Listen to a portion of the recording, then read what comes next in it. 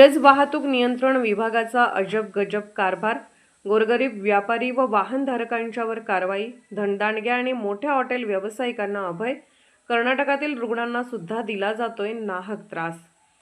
शहरातील वाहतूक व्यवस्था उत्तम प्रकारे चालवली जाण्याची जबाबदारी वाहतूक नियंत्रण विभागाकडे असते।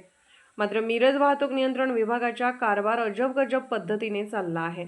रस्त्यावर बसणारे विक्रेते आणि दुचाकी वाहनधारकांच्यावर कारवाई नक्की होते, मात्र मिरजेतील धनदांडगे आणि मोठे हॉटेल व्यावसायिक यांना मात्र कारवाईपासून दूर ठेवले जाते।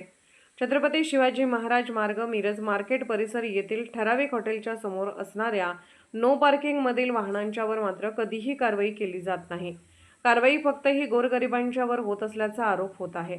शहरातील वाहतूक नियंत्रण करण्याऐवजी अनेक पोलीस हे मिरज शहराच्या बाहेर कर्नाटक रोडवर गाड्या अडवताना दिसतात। मिरज आरोग्य पंढरी असल्यामुळे रुग्ण या ठिकाणी येत असतात।